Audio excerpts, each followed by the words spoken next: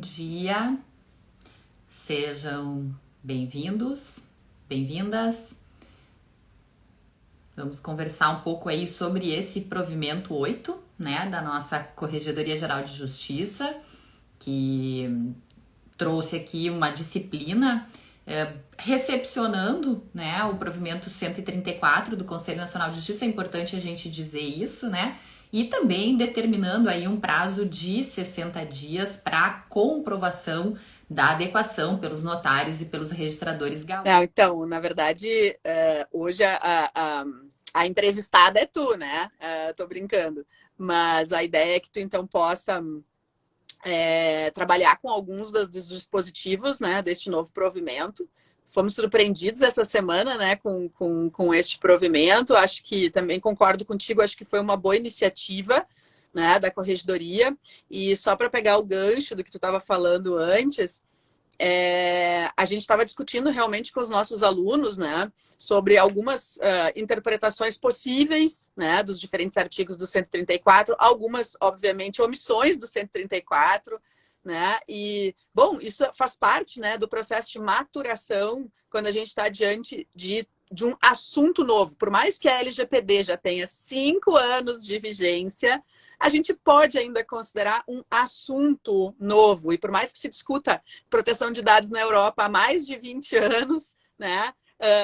Vamos dizer assim, a atenção a este tema, pelo menos em território brasileiro, ela é recente e nós estamos em maturação. E é por isso que surgem novos provimentos, novas interpretações, novas possibilidades, né? E assim, eu acredito que a gente vai ainda percorrer mais alguns anos, né, nesse aprendizado contínuo, né, e de maturação desse novo campo de atuação, né, desse novo direito, enfim, das questões que envolvem aí o tratamento de dados nas serventias, né, que é o nosso foco aqui.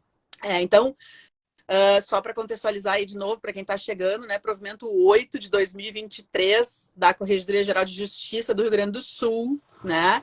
E esse provimento, então, né, Karen, ele fixou um prazo de 60 dias, né?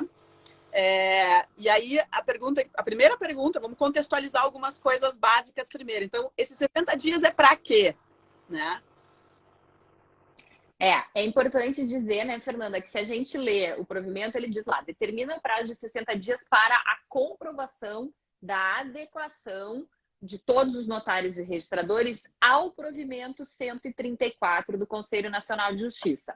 Eu e a Fernanda, a gente sempre fala, e eu já até fiz vídeos aqui falando para vocês, né, que o provimento 134, a gente conta 11 entregáveis, né, Fernanda? Eu digo entregáveis porque é aquilo que vocês precisam fazer entre políticas, mapeamento, inventário, o próprio treinamento que precisa ser certificado, a nomeação do encarregado. Então, são 11 itens ali, porque entre as políticas, nós temos pelo menos 3 políticas que o provimento fala.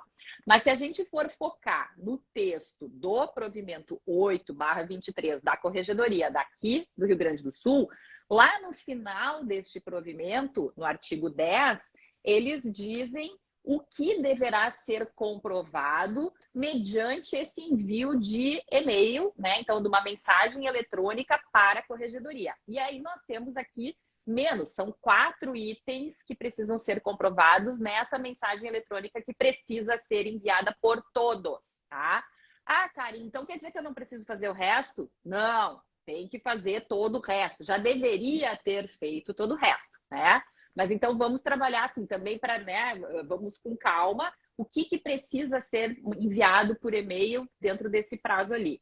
O aviso de privacidade, né, a política de privacidade, que a gente chama de aviso de privacidade, que é aquele documento externo, que o próprio provimento diz como que deverá ser divulgado e publicizado para os titulares de dados, que são os clientes, mas que também são os funcionários, né?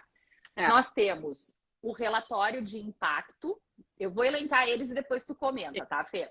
O relatório de impacto, a nomeação do encarregado, então a comprovação do termo de nomeação do encarregado e a comprovação de treinamento. Então, são 4 itens que necessariamente deverão ser demonstrados mediante o envio dessa mensagem. Tu quer comentar sobre eles, Fê? Eu ia dizer que eu acho perfeito o teu comentário anterior de dizer que não é só esses 4 itens que as serventias deverão atentar, elas deverão atentar para todos os elementos de governança exigidos pelo provimento 134, né, que são em número bem maior, né, mas que estes 4 são os fundamentais e que devem ser enviados, então, pelo menos no estado do RS, para a corregedoria, para fins de comprovação.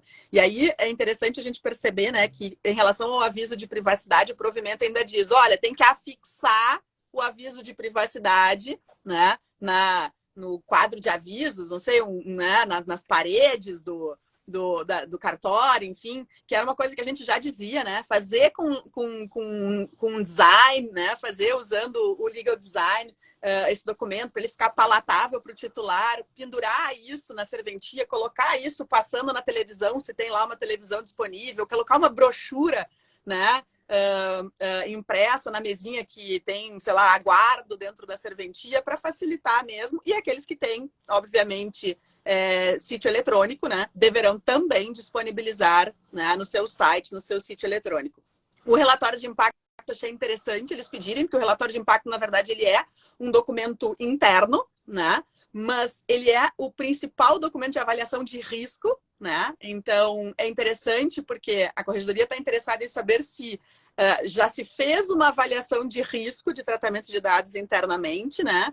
Se identificou esses elementos de risco e quais as medidas que se toma para isso. Então, é isso que tem, né? Esse é o objetivo do relatório de impacto.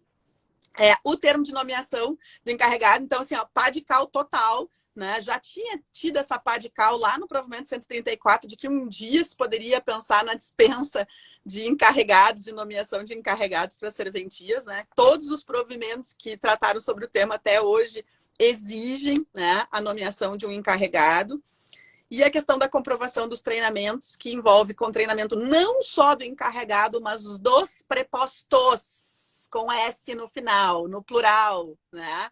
Ou seja, uma aposta que é a mesma aposta que a gente também faz, né, Karen? De que o importante são as pessoas. As pessoas precisam estar treinadas, as pessoas precisam estar conscientizadas. Se a gente não tiver uma equipe coesa, entendendo do que nós estamos falando, e todo mundo trabalhando nesse sentido, né, não existe projeto de adequação que se sustente.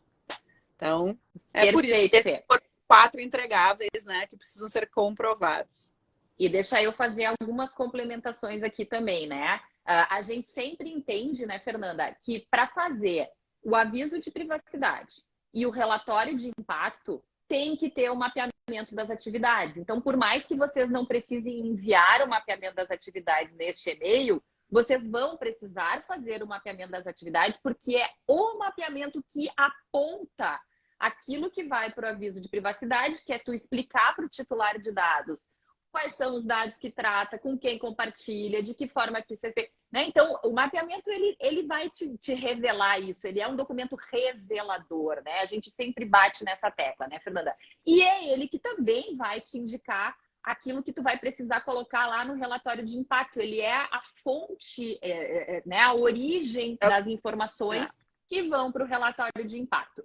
E outra coisa que eu acho importante dizer, no que diz respeito ao treinamento, é que o próprio provimento 134, ele diz, né, a gente tem, ontem ainda falava sobre isso, a gente tem as atribuições do encarregado e nós temos as atribuições dos agentes de tratamento, que a próprio guia da ANPD define isso.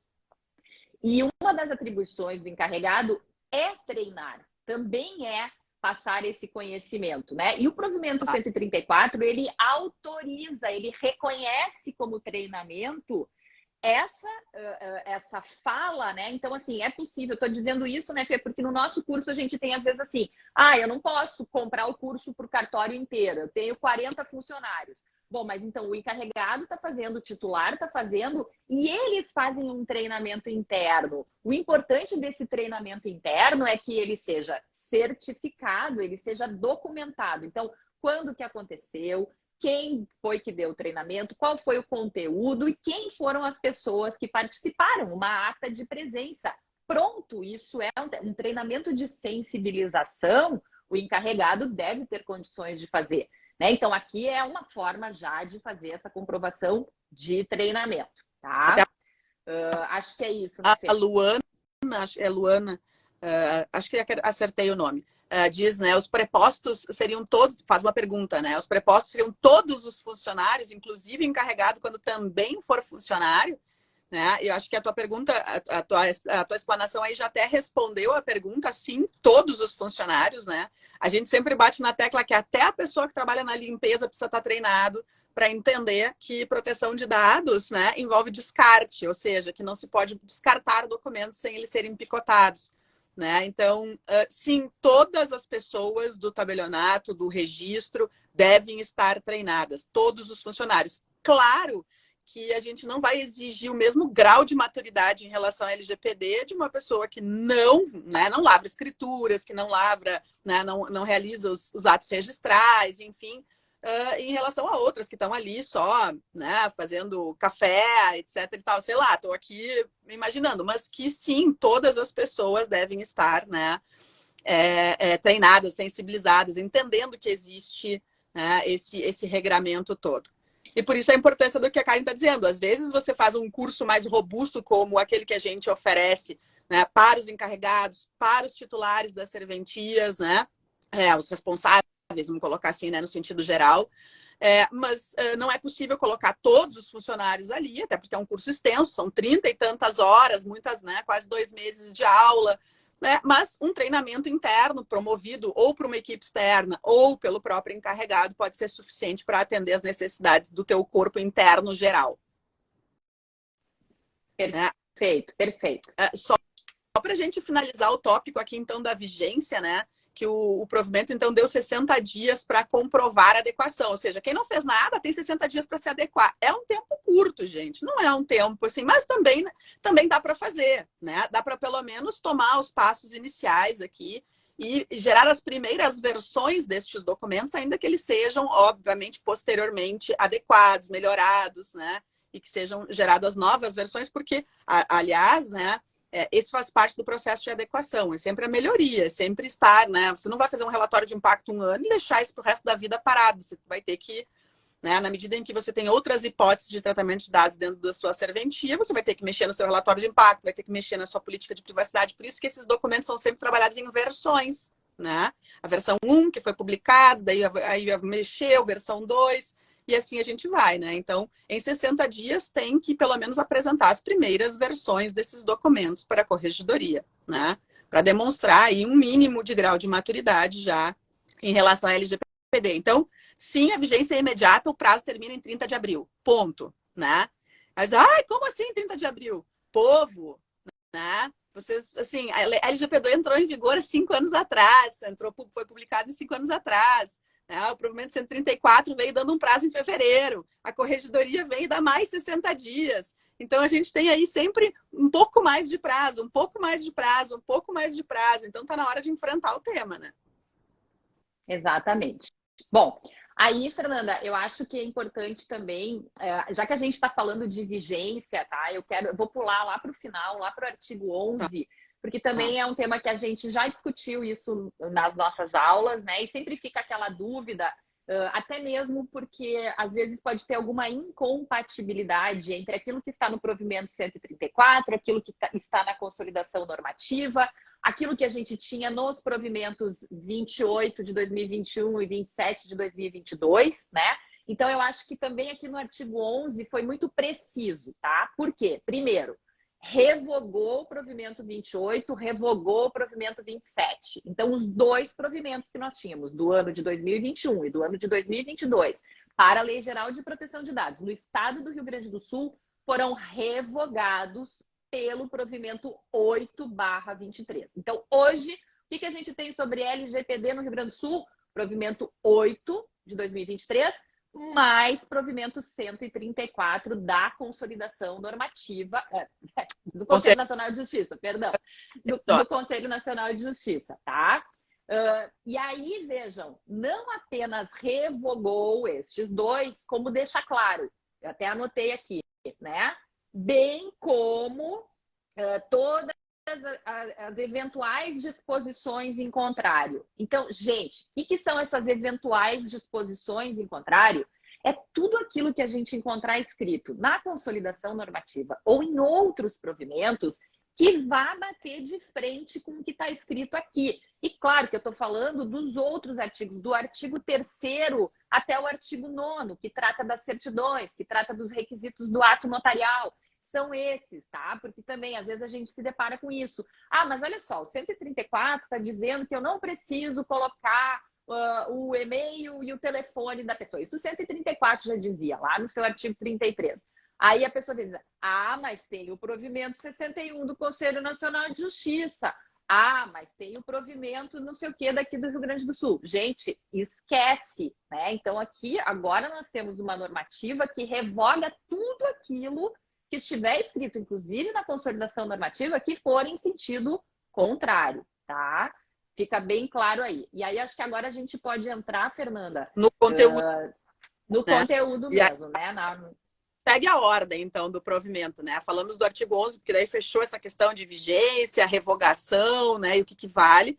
E aí o artigo 3º, então, ele foi um artigo destinado a disciplinar o tratamento de dados pessoais nos atos notariais, né, Karen? Então, Sim. explica para nós o que o artigo 3º determinou.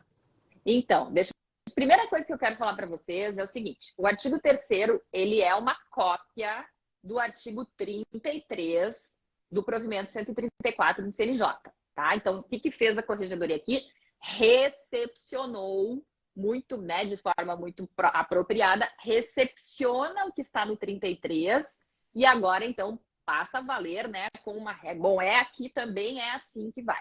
E aí vem a dúvida, né? Bom, então a primeira coisa, já falei aqui, já adiantei, no ato notarial, e aí vamos focar, né, no ato notarial. A gente está pensando nas escrituras públicas, a gente está pensando nas atas notariais, no ato notarial. A primeira coisa, não vai endereço eletrônico, não vai telefone. Esqueçam o provimento 61 do Conselho Nacional de Justiça, que isso foi uma briga, né? Uma briga que é antiga, que a gente dizia, escritura pública não tem que colocar e-mail, não tem que colocar telefone. E às vezes a escritura ia e a escritura voltava com uma nota devolutiva pedindo para incluir o e-mail, pedindo para incluir telefone. Então, registradores que estão aqui também assistindo, não devolvam escrituras que não tiverem e-mail e telefone, porque não é requisito das escrituras.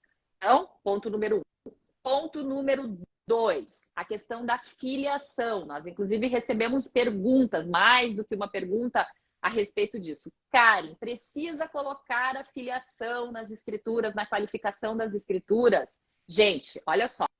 Quais são os requisitos da escritura pública? Os requisitos da escritura pública estão lá no artigo 215 do Código Civil.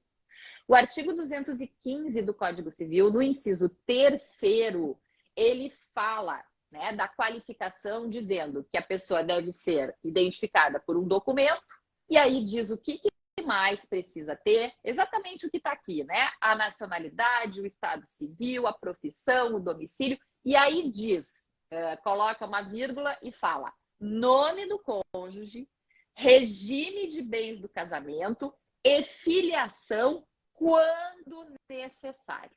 Bom, então qual é a resposta aqui? Depende, né? Se eu estou fazendo uma escritura pública que envolve um negócio jurídico, que depende de outorga uxória, aqueles lá do artigo 1647 do Código Civil, e não é só compra e venda, presta atenção, vai lá ler o artigo 1647, eu vou precisar verificar se essa pessoa é casada e qual o regime de bens do casamento dela. E vejam, isso é outra coisa que a gente discutiu em aula, né, Fernanda?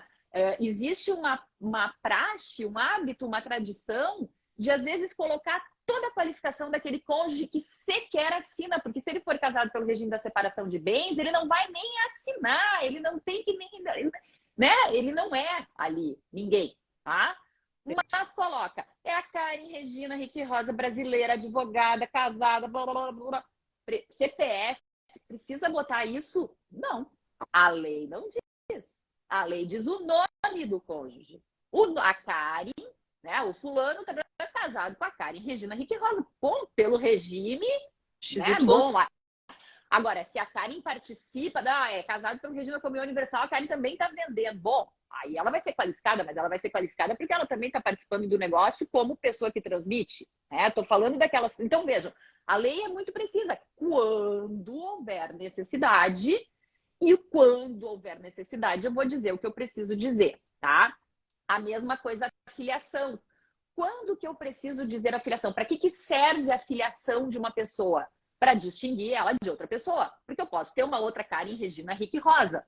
É provável que não, mas poderia, em tese, né?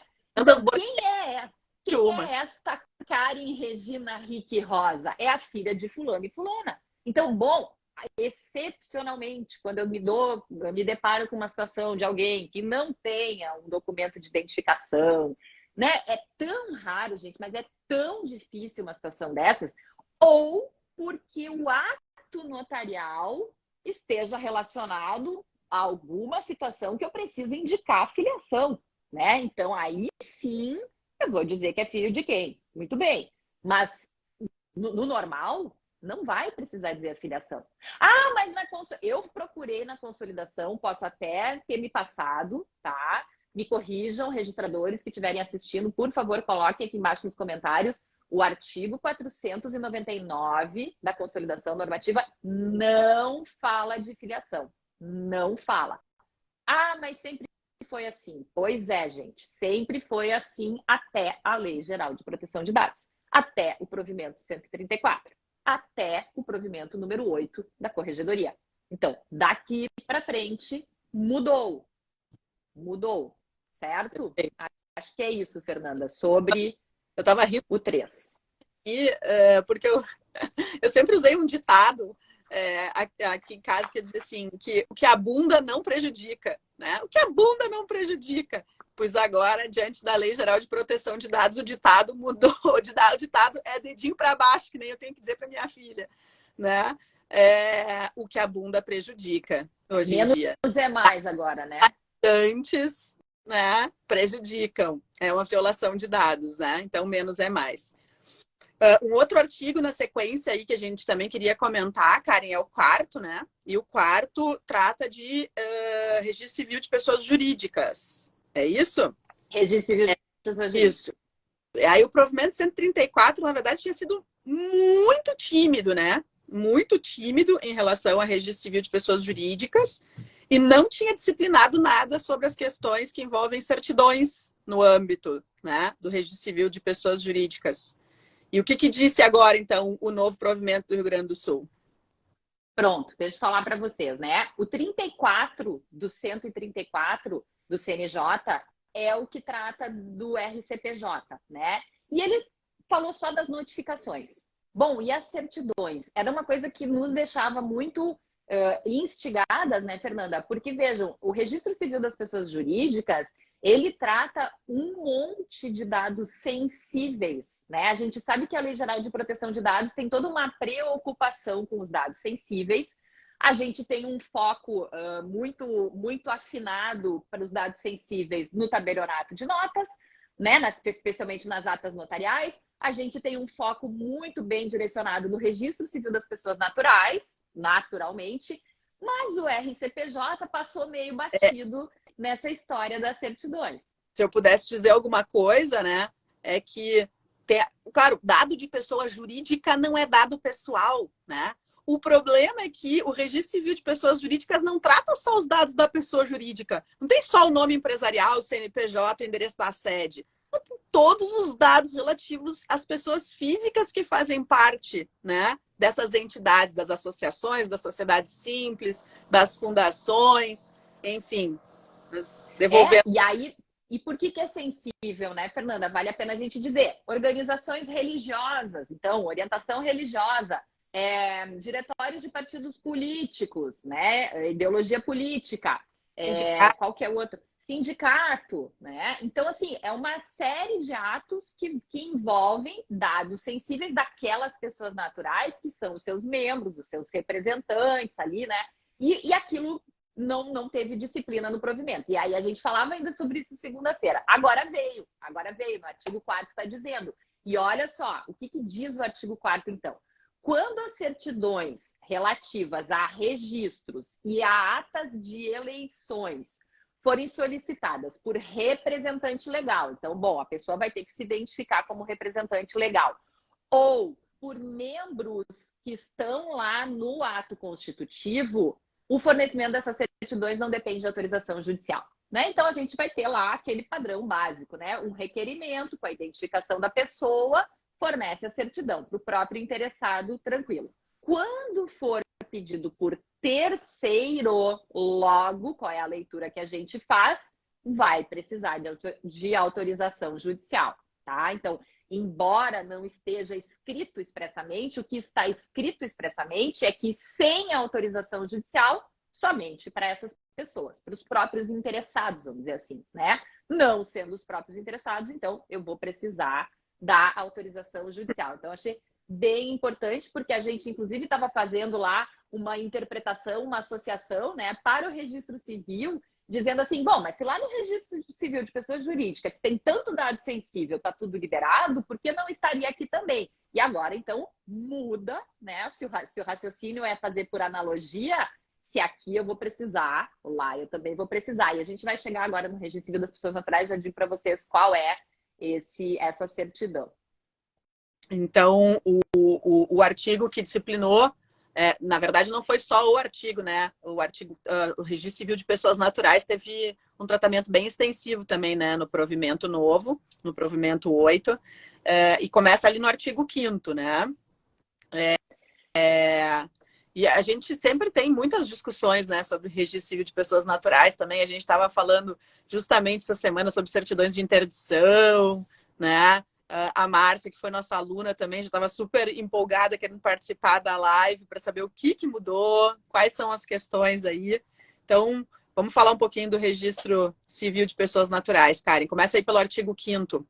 Tá. Deixa eu falar para vocês. O Registro Civil das Pessoas Naturais, realmente, até no provimento 134, é o que apresenta a maior complexidade, né, e maior disciplina. Assim, a gente vê claramente que houve uma dedicação, né, bem importante lá no provimento 134 para o Registro Civil das Pessoas Naturais. E, de novo, digo para vocês, a nossa corregedoria recepciona esse regramento que foi dado ao Registro Civil de Pessoas Naturais para certidões, tá? E realmente é bem complexo, tá? Eu vou começar pelo mais fácil de todos, que é a certidão de óbito. Então, aquela certidão no modelo do Conselho Nacional de Justiça também, que é aquela certidão de breve relato, que tem lá os requisitos, inclusive no provimento, que agora não me lembro se é o 63 que traz. O modelão, já tem o modelo pronto, tá? Então, certidão de óbito se fornece. E o próprio provimento, a gente até critica isso, né, Fernanda? Mas diz assim, independentemente de identificação e de finalidade. Certidão de óbito é um documento público, publicizado e na sua maior amplitude, tá? Esse aí não tem muito o que se preocupar. O que fala, então, o artigo 5º, né? Ele diz, de novo, quando as certidões, inclusive as certidões de inteiro teor, forem solicitadas, forem requeridas pelos próprios interessados, então sou eu pedindo uma certidão de inteiro teor do meu registro de nascimento, do casamento, né? Enfim, qualquer documento que tenha lá, não depende de autorização judicial. Então, tá tudo certo, é a própria pessoa, ainda que neste registro haja informações e dados pessoais de terceira pessoa, como é relativo, aquela pessoa acaba dispensando a autorização judicial, tá? É importante dizer também que esse artigo 5º, ele explica cada tipo de certidão, né? No Registro Civil das Pessoas Naturais, nós temos 3 tipos de certidão. Nós temos a certidão de breve relato, que são essas que eu falei para vocês, que tem um modelo lá no provimento 63 do Conselho Nacional de Justiça, nascimento, casamento e óbito. Nós temos as certidões de inteiro teor. Então, a certidão de inteiro teor é aquela que reproduz na integralidade o que consta lá no assento, lá no registro. E nós temos ainda as certidões por quesitos ou em relatório, né? Que aqui é interessante. Por quê? Porque ela é, na verdade, uma certidão de breve relato, onde eu quero mais alguma informação. Então, ela é entre o breve relato e a certidão de inteiro teor. Aí, a própria parte interessada, requerente, ela vai ter que dizer, olha, eu quero saber isto, né? Então me dá a breve relato mais essa informação, tá? E aí tem uma coisa importante, porque quando as certidões forem para terceiros, vejam bem, o artigo 5º diz que o registrador vai avaliar o conteúdo, vai avaliar o conteúdo do registro, lá da informação, e se não tiver dados sensíveis, sigilosos e restritos, ele vai fornecer. Se não, vai ter que ter autorização judicial. E aí é o que a gente estava falando na aula de segunda-feira das certidões de interdição, como a Fernanda bem lembrou. Porque vejam bem, né? A certidão de interdição, ela deve ser publicizada, né? Primeiro vamos partir do princípio, ou curatela, né? Agora pelo Estatuto da Pessoa com Deficiência, a curatela. Para que serve essa curatela, né? Para dizer que uma pessoa não tem mais a plena capacidade, que ela precisa ser assistida por um curador para a prática de determinados atos da vida civil e no mundo ideal, de acordo com o Estatuto da Pessoa com Deficiência, todos os atos que o curador deve participar, que são os de natureza patrimonial, devem estar elencados. Muito bem. Então, o que eu preciso saber efetivamente quando eu solicito uma certidão de interdição? Que a pessoa está interditada ou está sob curatela, quem é o curador e qual é a extensão desses poderes da curatela. Eu não preciso saber o motivo pelo qual a pessoa foi interditada. Não tem razão de ser para isso, né? Então, e essa era a discussão que a gente tinha. Por quê? Reparem que quando diz lá no artigo 22, 21, deixa eu achar ele aqui que eu estou com a tela aberta, o 21, parágrafo único do provimento 134, que eu digo que é o artigo mais poderoso para mim desse provimento 134, porque ele, lá no parágrafo único, diz que cabe ao registrador e ao notário avaliar a finalidade daquele requerimento, daquela certidão. Então, a pessoa tem que dizer para que ela precisa, e aí o tabelião registrador vai avaliando esse pedido e essa finalidade, ele vai entregar a certidão que atenda àquela finalidade. Então, eu digo assim, não, olha só, eu estou negociando com a Fernanda e eu preciso de uma certidão que me diga se ela tem alguma curatela ou não. Pode vir negativa, beleza. Mas se vier positiva, quais são as informações que eu preciso saber? Quem é o curador? Quais são os poderes? Enfim, eu não preciso saber o motivo pelo qual a Fernanda foi colocada sob curatela. Não tem necessidade. E aí a gente tem que trabalhar com os princípios da Lei Geral de Proteção de Dados, né? O princípio da minimização, o princípio da necessidade. Então é isso que o parágrafo único aqui do 21 do provimento 134 faz e foi recepcionado aqui pelo nosso provimento 8/23 da Corregedoria. E aí, lembrando, né, dados de saúde são dados sensíveis. Então, sei lá, se a pessoa foi interditada por um problema de saúde grave, né? Alguma doença mental, né? Existem interdições, a gente estava até justamente discutindo isso, né? Era uma interdição por esquizofrenia. Ninguém precisa saber que a pessoa é esquizofrênica, né? Ela precisa saber que ela está sob curatela. Ponto. Né? Porque isso pode causar, inclusive, a pessoa, né? É complicado. Mas, enfim, eu interrompi teu raciocínio. Não, aí eu ia falar para vocês das pessoas falecidas, né? Que também é uma discussão que a gente trabalha bastante na aula. Nós temos aí projetos de lei, inclusive, para mudar a Lei Geral de Proteção de Dados para tratar dessa questão da pessoa falecida. Porque a nossa lei, a 13.709, não fala a respeito da extensão dessa proteção ao titular de dados quando ele é uma pessoa falecida, tá?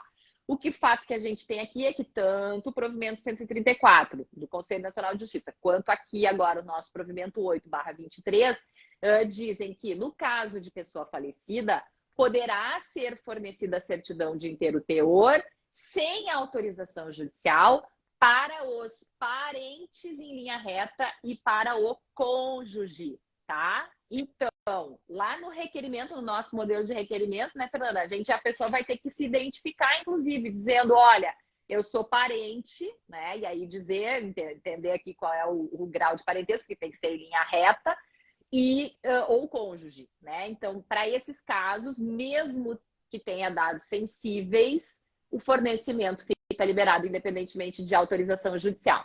E a leitura que a gente faz, né, no contraponto, então, é que, bom, se não for parente, se tiver dado sensível, vai precisar da autorização judicial. E, por último, o óbito que eu já tinha comentado com vocês, já tinha falado. Estava falando antes sobre as questões de autorização judicial, eu estava pensando assim, e as pessoas falecidas, né? E que dificuldade se tivesse que...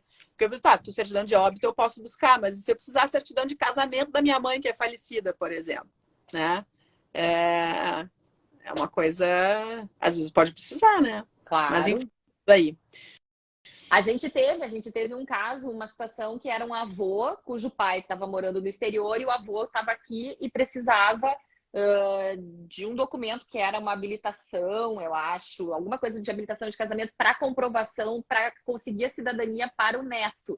E aí, bom, por ser parente em linha reta, né, ascendente e descendente, não teria problema nenhum. Claro, essa situação até foi antes da Lei Geral de Proteção de Dados, que um aluno trouxe para nós, mas neste caso, se fosse hoje, não teria problema igual no fornecimento.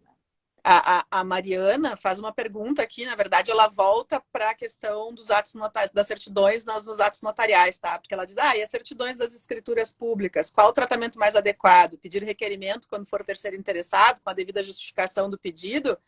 Olha, Mariana, até vou deixar a Karen responder, mas essa questão de que há necessidade de um requerimento justificando o porquê, né, dessa solicitação, pelo menos ter o registro de quem está solicitando, né? E o porquê que essa pessoa está solicitando, embora você não vá fazer uma super análise dessa justificativa, claro, se for uma justificativa ilegal, obviamente que não, né? Mas você não faz uma análise profunda do mérito dessa justificativa, mas você tem o registro do requerimento feito com a motivação que gerou esse requerimento, é o que atende, né, à lei geral.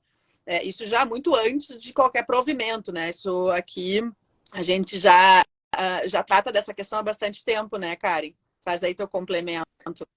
Sim, pelo menos desde 2021 a gente tem orientado isso, né, Fernanda? Sempre requerimentos identificando a pessoa do requerente para que vocês possam informar depois para o titular de dados que vocês forneceram uma certidão para aquela pessoa, né? Então, por exemplo, a Fernanda tem uma escritura feita aí no tabelionato da Mariana. Aí eu vou lá e peço uma certidão deste ato da Fernanda. A Mariana pode fornecer? Pode fornecer, né? Ela vai me identificar, eu vou fazer um requerimento por escrito, ela precisa me identificar, e aqui a gente tem, né, todo um contexto aí de como identificar essa pessoa do requerente, e eu vou dizer o porquê. E por que eu tenho que dizer o porquê, né? Justamente em função desse parágrafo único do 134 também, para que vocês possam fazer essa análise. E é bem como a Fernanda diz, não é uma análise profunda de mérito, vocês não vão contratar detetives para lá descobrir se realmente a pessoa quer aquilo para aquilo que ela está dizendo que ela quer. Não, ela tem que justificar, porque muitas vezes, a partir da justificativa dela, vocês poderão fornecer uma certidão mais enxuta, uma certidão parcial que atenda àquela finalidade, sem precisar informar um monte de dados sensíveis, eventualmente, que tenha, né? Outros dados pessoais que não precisam ser divulgados. Então, sim, Mariana, identificar o requerente e indicar o motivo, tá? Agora, para recusa de motivo, porque o final aqui do provimento, ele também trata sobre isso, as negativas, né? Sempre que vocês forem, no artigo 7, sempre que vocês forem negar certidões para alguém, vocês têm que ter uma negativa que seja possível de fundamentação por escrito. Então, tem que dizer por que está negando. E, claro, tem que fundamentar com base na Lei Geral de Proteção de Dados, tá? Ou então, vocês podem fornecer uma certidão parcial e aí vocês podem indicar. Bem, olha aqui, eu estou, por exemplo, que eu estou informando aquilo que atende à finalidade do requerimento que foi feito pelo interessado, pela pessoa que pediu, que fez a solicitação. Esse artigo 7º que fala da negativa de fornecimento de certidão é para qualquer especialidade, Karen? Eu entendo que é para qualquer especialidade, Fernanda, porque ele trabalha, claro, né? Ele traz aqui a figura da dúvida, né? E que, assim, bom, tradicionalmente a dúvida é um procedimento típico dos registros públicos. Ele não tem previsão legal para o tabelionato de notas. Porém, a nossa consolidação normativa já inovou trazendo essa possibilidade da dúvida também para o tabelionato, né? Então, eu acho que é salutar, e veja que o artigo 7º ele fala tanto do procedimento de dúvida quanto da dúvida inversa, né? Que é aquela encaminhada pela própria pessoa para o juiz, então, diretor do foro, para o juiz da vara de registros públicos, questionando quando houver um inconformismo, né? Não, eu não aceitei essa recusa que me foi apresentada. A pessoa pode pedir que o próprio tabelião ou registrador faça o encaminhamento, ou ela pode fazer o encaminhamento direto. Eu entendo que aqui vale para todas as especialidades, embora não esteja escrito, né? Eu acho que é um mecanismo importante, né? Que a pessoa também possa questionar aquilo, caso ela não aceite a recusa. Perfeito. Aliás, assim, já pegando o gancho de uma outra pergunta que a gente recebeu também, né, era de que se o artigo 6º, que é o anterior, ou seja, não estamos falando mais do 7º, que é aquele que trata da negativa de fornecimento de certidões, e que a Karen já acabou de dizer que sim, se aplica para qualquer especialidade, pelo menos essa é a melhor interpretação, tá? Mas o artigo 6º, anterior ao 7º, né, que ainda fala do conteúdo, né, de conteúdo de dados pessoais que vão ser inseridos, né? A pergunta foi ele se aplica só para registro civil de pessoas naturais ou se aplica para outras especialidades também? Perfeito, perfeito. Na verdade, o artigo 6º, ele fala dos requisitos do requerimento, né? Então, este requerimento para o fornecimento de certidões, o que o requerimento precisa ter, né? Então, vamos lá. Se a gente for pensar no aspecto forma, o requerimento precisa ser por escrito e ele pode ser assinado com firma reconhecida, ele pode ser assinado digitalmente, com assinatura avançada ou com assinatura qualificada. Então, vamos lá. Assinatura avançada pode ser o gov.br. Eu indico o gov.br porque ele é gratuito, é fácil, todo mundo tem um aplicativo instalado, faz o upload lá do arquivo, assina e já vai ter um requerimento com uma assinatura avançada. Ou assinatura qualificada, ICP Brasil. Qualquer assinador, qualquer certificado emitido ICP Brasil vai servir. E ainda a assinatura feita na presença da pessoa, né? Então, eu chego lá no balcão, preencho o requerimento, evidentemente que o funcionário vai me identificar, eu apresento uma identidade, é Karen, olha, é a Karen assina, não precisa firma reconhecida. Então, nós temos 3 formatos. Firma reconhecida, assinatura digital, assinatura na presença da própria pessoa que faz a autenticação na hora daquela assinatura, tá? Meio. Que meios eu tenho para fazer esse requerimento? Meio, vai ficar repetitivo. Por e-mail, então, né, através de uma mensagem eletrônica, através da CRC, que é a Central do Registro Civil, ou ainda no balcão. E claro, não está escrito ali, mas é óbvio que é possível também. Então, de novo, 3 possibilidades. Por e-mail, pela CRC ou pelo balcão. Quando o parágrafo me diz que é e-mail, CRC, né, e-mail ou CRC, porque é isso que o artigo diz, para mim está claro que a gente está falando de registro civil de pessoas naturais, no artigo 6º, tá? O que não exclui a necessidade de requerimento para os outros também, tá? Então, a gente poderia usar, por analogia, esses requisitos para outras especialidades? Poderia, eu entendo perfeitamente possível. Não é a interpretação que eu faço do que está escrito, tá? Para mim, o que está escrito, da forma como está colocada, se dirige ao registrador civil de pessoas naturais. Mas eu não vejo problema nenhum em utilizar o mesmo formato para as outras especialidades, tá? Perfeito. E aí o conteúdo. Bom, então a gente falou da forma, a gente falou do meio e a gente falou do conteúdo. O que diz lá? A identidade, a identificação do requerente, o motivo, a finalidade, né? O grau de parentesco e se é falecido ou não. O grau de parentesco e se é falecido ou não está relacionado só ao registro civil de pessoa natural. Então, aqui foca no registro civil da pessoa natural, mas a identificação do requerente, o motivo para todas, né? Então, assim, respondendo objetivamente àquela pergunta, o artigo se dirige ao RCPN. É possível aproveitar esse artigo para outras especialidades? Sim, desde que faça a adequação conforme a especialidade. Tá? Karen, a gente tem ainda mais pouquinho tempo, né? Antes que a gente perca o tempo, aí, porque já estamos com 50 minutos de live. Mas aí a gente ainda queria falar um pouquinho sobre registro de imóveis, é isso? porque tem ali o artigo 8º, né, que trata das certidões no registro de imóveis. O artigo 8º e o artigo 9º, né? São os dois artigos que falta a gente vencer, vai dar tempo. Olha só. No registro de imóveis, o que é a disciplina aí de novo, né? Veio recepcionado lá do provimento 134 muito tranquilamente. Ele diz o seguinte: para as certidões de registros em sentido estrito. O que são registros em sentido estrito, gente? É registro, averbação, anotação feitos, né? Nas matrículas, nas transcrições, nas inscrições. Então, ele mesmo diz, né? Registros, averbações, matrículas, transcrições, inscrições, tudo que está no livro 2, que está no livro 3, fornece certidão e aí identifica o requerente e não depende de finalidade. Karen, você concorda com isso? Karen não concorda. Karen não gosta dessa redação. Mas é a redação que temos, tá? Então, como eu disse para vocês, é a mesma que está no 134, a gente já criticava isso, por quê? De novo, né, gente? Justamente em função do parágrafo único do 21. Bom, mas como a gente está falando de certidões de atos em sentido estrito, eu consigo entender aqui qual é o raciocínio, né? O raciocínio está ligado lá ao artigo 17 da Lei 6.015, aquele que diz que o fornecimento das certidões se dá, inclusive, independentemente de identificação da pessoa. Então, aqui a gente já tem um melhoramento para dizer, não, tu tem que identificar quem é o requerente, mas não precisa dizer qual é o motivo, porque são dados públicos. Esse é o foco aqui, é o norte dessa redação desse artigo.